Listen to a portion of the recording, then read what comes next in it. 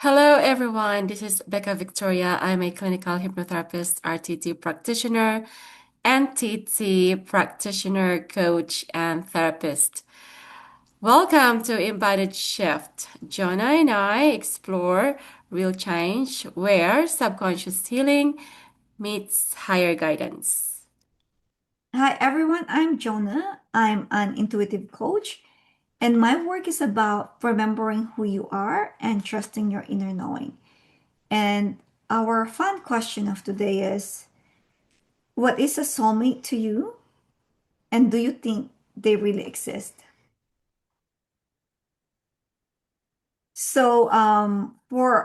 For myself, the soulmate definition has kind of changed for me over time. In my younger years, I thought it was just one person that is supposed to be in your life forever and ever till eternity, right? And it's supposedly the way that I thought it was it's like the love of your life, Mm. and it's a person. It's but things have shifted for me, remembering that we have so many different lives, past lives and lives that are from different dimensions. And there's really not one person.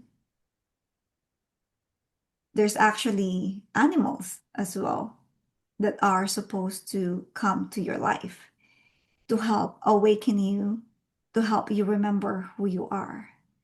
Sometimes we call them our teachers. Soulmates are not always someone that you're going to just have this amazing relationships with. Sometimes they would come in a form of a spiritual teacher for you, or they would push your boundaries so that you could get to know yourself better. So for me, it's now no longer like a very romantic way of looking at soulmates, Mhm. but they're definitely different souls that come to our lives that we just have this deep connection with. It could be Mhm. a stranger that you meet whenever, from a grocery store, the plane, you know, wherever you are, from a party, from a networking meeting that you just really have this deep connection with, that you could just be yourself and talk for hours, and you seem to have this just chemistry of even knowing each other from a long time ago. and Mm. and you just really relate like very quickly. Some of them, they become friends for life or friends for a while. And then some of them, you just meet that one time. And then, but you would always remember that conversation, how that made you feel, how you've seen a different perspective in life. Or if there's something that they taught you during that conversation, then you'll have it with you for your life. And how Okay. about you? Yeah. No, this is a new territory for me. And I think sometimes I do ask myself, do I have a soulmate or when is that soulmate gonna come into my life, right? Because like you said, for a lot of people, they think that it's like the soulmate is like a romantic thing, right? It's like, oh, when, I want to find that soulmate. But then it's a very it's fun to talk about this, right? But for me, it's I'm s- I'm searching for an answer myself, right? Although when you say it that way, because sometimes, like you said, we meet people everywhere, right? And then some people we can just talk to them forever, like we've known them for a long time. And when you mention about past lives, because I do past life regressions, and um, actually, I just remember this. Um, one of my clients, we did past life regressions, and then he went back when was able to see the his brother then and also his brother now. It's amazing. But anyway, I think this is such a fun topic, and I think I'm just gonna ask you questions about this because, like I said, it's new territory for me. So when you say when do you when you think when people ask when people say, oh, how do I know that this person is a soulmate? Because it's not always in romantic way. It could be a parent, it could be a child, it could be whoever else. So how can we know?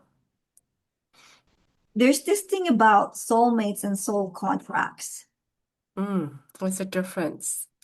because, you know, I believe and what I've been told that we're all a part of each other and we all have souls that have we've walked in this earth and we've transitioned and then we come back, you know. And so we know these different souls, right? And we have that contract that this time I'm coming back to be your wife, or your wife was gonna leave you because then you have to learn this. So we all have contracts with each other. And that's why it's a beautiful thing. It's if you think about it, there's no limits. Because sometimes when you talk about a soulmate, it's so limiting that there's only this one being Hmm. that's supposed to have helped you in your life. But in reality, my four babies have awakened me so much to my gifts and my power and to so much love in my heart that they're my soulmates. Hmm. They've taught me unconditional love. As far as romantic soulmates goes, it doesn't mean that your ex is not a soulmate. It's probably a soul that have come in your life, but they're not meant they're not gonna stay in this lifetime because that's not your contract with them. Hmm. And I don't know what choices we've made, but it would be nice that now that we are more self-aware, that we could say, I want to come back and be with, maybe just with this one soulmate who's just a soulmate that doesn't really, I don't really have to learn a lot from in a difficult way, but who would kind of cheer me up instead. You know, Hmm. when they talk about, oh, he's a teacher for me, Hmm. that teaching kind of have this connotation of happiness because then you always have to learn something. Right. You're going to be heartbroken, right? Because they're your teachers that are coming in, you fall in love with them, and then they break your heart. So it teaches you how to be maybe more loving to yourself, more resilience. Just it opens your heart more to be ready for, your other soulmate. So it's a it's a different way of looking at it, but we are all connected and we all have said that we're gonna come to this life. I'm gonna be your sister, I'm gonna be your niece, I'm gonna be, we're gonna have this life that, we could co-create together and be with each other's company and experience each other. So all of them are just, your friends, that's your soul tribe in a way. But when we think of it as a romantic perspective of a soulmate,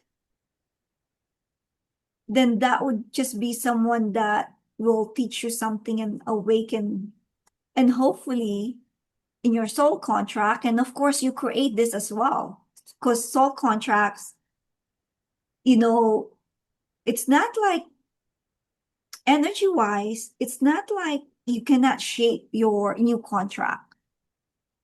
If you're really wanting something because you've remembered something in this life, And in your soul contract, you might not find your soulmate per se when it comes to like romantically, but you might find your soulmate in business, you know? So, Hmm. so if let's say you're really longing for that romantic soulmate, your one true love, your one destined love, right? In this lifetime.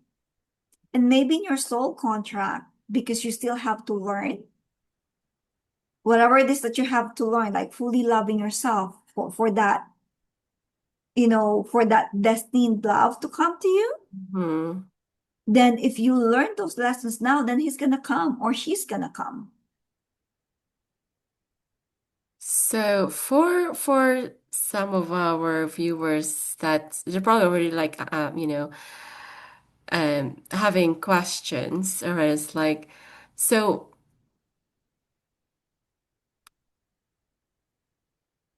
so do we is it fair to say that it's not a person but it's a recognition of, like, okay, this recognizing, Mhm. because like you said, they don't really tend to stay. Some of them, they come, they even hurt you, right?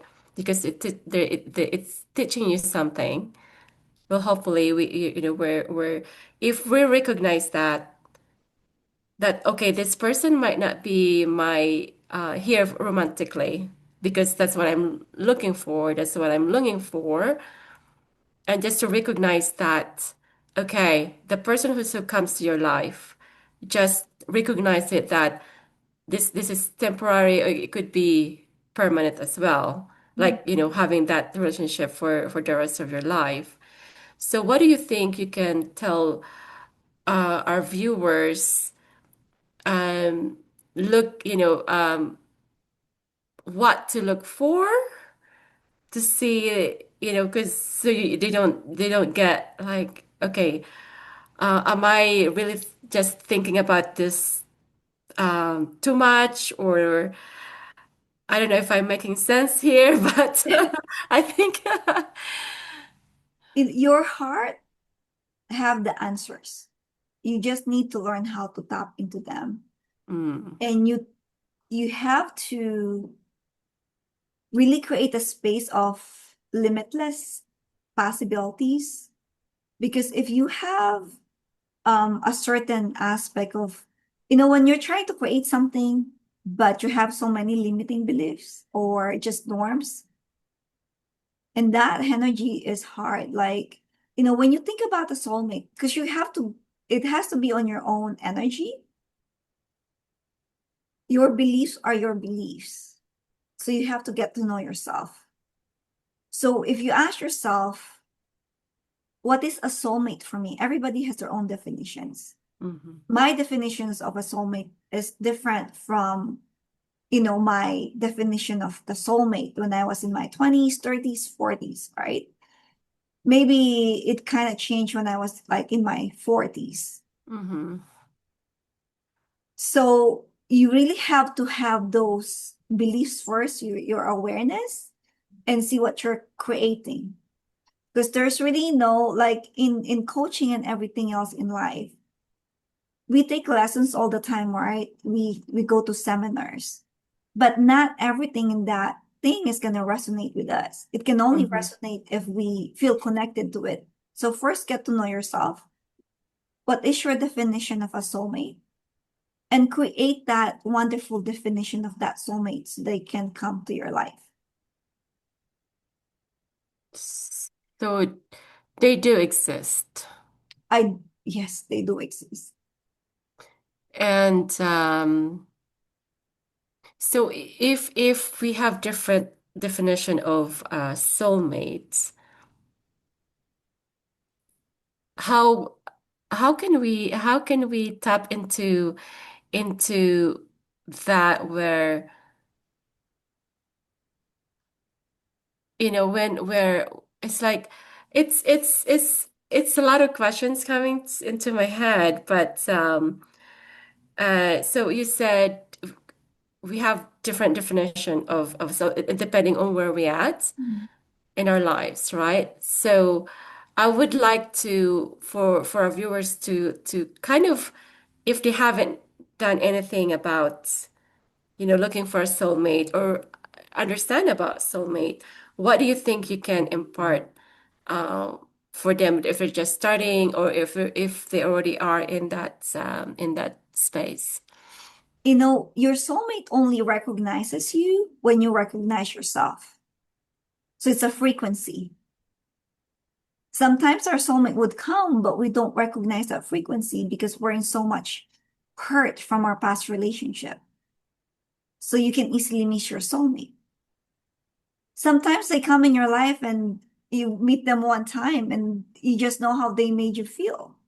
And then Mm-hmm. you just never forget them because in this lifetime, you probably have soul contracts that you weren't meant to connect.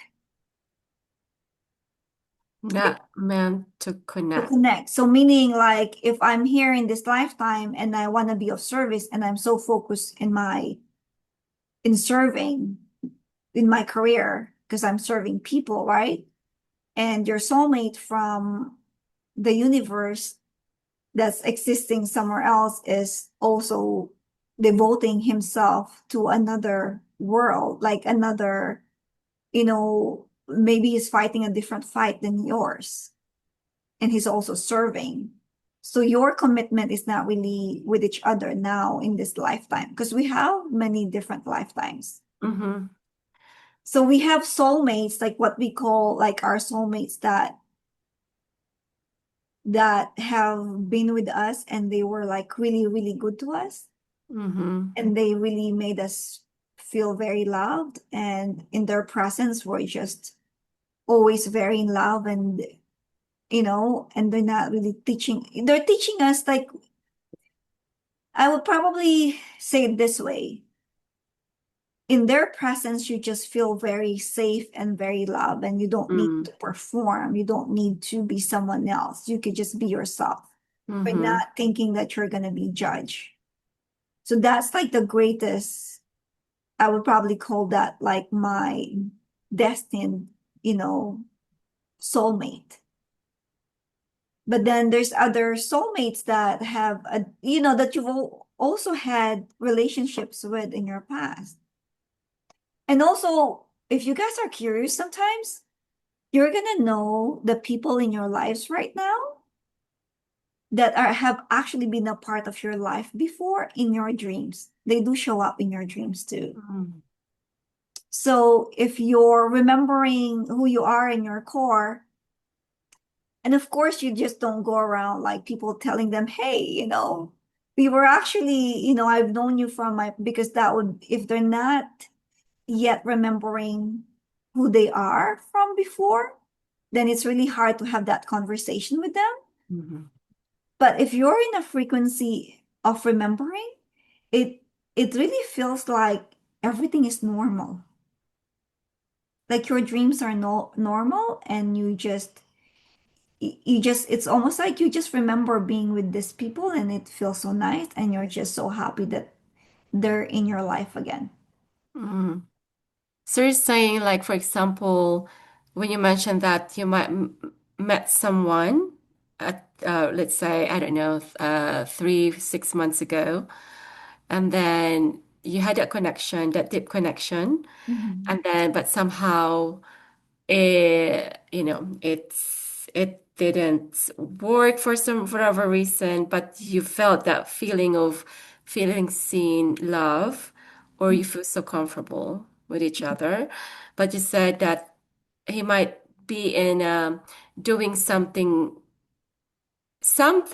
that it's not the right time for you guys to be together. I'm talking romantically here, Yeah. right? Obviously. So is it possible that maybe not in this lifetime, or maybe not now, maybe in the future, or in a different lifetime that you might still be together? Yes. Or even more complicated is you are together now, but it's in a different lifetime because they're all like happening all together all at once. Yeah, that is complicated. It's like how So I uh know. I'm probably gonna give you a headache if we go to that rabbit hole. So I think if you will remember when you start remembering who you are and you just all this mystery of the things that we fantasize about or we kind of think about and you'll just have the a sense of just ease with all of these concepts because you're not gonna be living your life like there's something lacking in you, that there's this one soulmate, because you have to start with that energy of not limiting that there's this one good person for you, because you're also creating that, your soulmate is everybody that you're surrounded with. They can be romantic or not romantic. I would love to have a business partner soulmate, you know. So when you say that, when you say it with just with so much ease and love and just and there's no heaviness in that energy, then this soulmate would come. And why limit it to one soulmate if the wound hasn't healed yet to open that portal for that soulmate to come in? And it's not just you healing, maybe that soulmate of yours too has some wounds right now that they're healing as well. So if they're so so it's really going to be, you have to place yourself in a place of it's going to be so much easier if you get to know yourself, because it's amazing when you think about your soulmate. What are his characteristics? What is his or her identity? You start with that. You can actually have that uh what's the word I'm looking for? Have that specific, like, oh, this is what I want, this is what I want, and you can actually ask for it by, but you have to be in, but you have to be that person Mhm. that you're looking for to get that specific person or soulmate. Is Yes, that and how it it and works? it changes. Like Mhm. I do talk about a lot of self-awareness and remembering who you are, and using your intuition, because that is the way that things are just aligning for me, and that's also a part, my coaching. So if you ask yourself, like I was doing an exercise the other day and asking myself, what would be an ideal partner now? Like, what would that person be? And I found myself just with those, the answers that are coming back is actually how I view myself. And I was like, wow, like I want someone who loves to being in service. Mm. And I was like thinking, those are all me, you know? Mm-hmm. Yeah. Mm-hmm. I was like, oh my gosh, like I just mentioned things that I love about me is what I'm looking for in a Mm-hmm. soulmate. So you can have that in a business, in your life partner, in your husband, in your wife, in everything in life. As long as you don't limit yourself, but energy wise, you cannot force a soulmate to come. Because the question is, when is he coming or when is she coming? Does she even exist now? Or are they even born now? Like, I mean, you know? Mm-hmm. So you're continuously like creating that within you, but key Mm-hmm. is really knowing, that internally first so that they could show up. Wow. So this is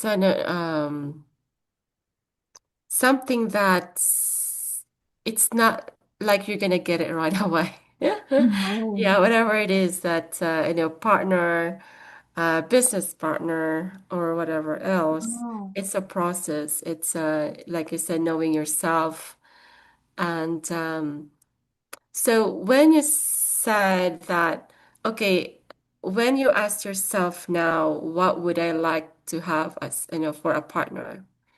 And you said, oh, basically your answers were exactly who you are now. Mhm. Would it be, for some people, it's like, oh, if they're the same, how boring could that be? Would that be? There's really not entirely like the same. There's no two people that thinks entirely the same. But what I meant is if my identity is about serving, I think if I see someone that's also that also loves to serve, that Mm-hmm. would be very like it puts me in a place where I'm happy. It's a sexy energy. It doesn't have to, they don't have to exactly do the same thing that I'm doing, but Mm-hmm. in general, it's just their identity. It's just the way that they're showing up. So it doesn't mean that's not limited to you're gonna be the same. It's really just Mm-hmm. having the same values. Mm-hmm. Because at that point, you could really inspire each other. I like that. Yeah. Yeah. So, well, this has been such a great conversation, and probably we can do another video about this. And if you guys have any questions or or anything that's come to mind, please do let us know. Well, guys, till next time, and thank you so much for being with us today, and let's all shift together. Thank you.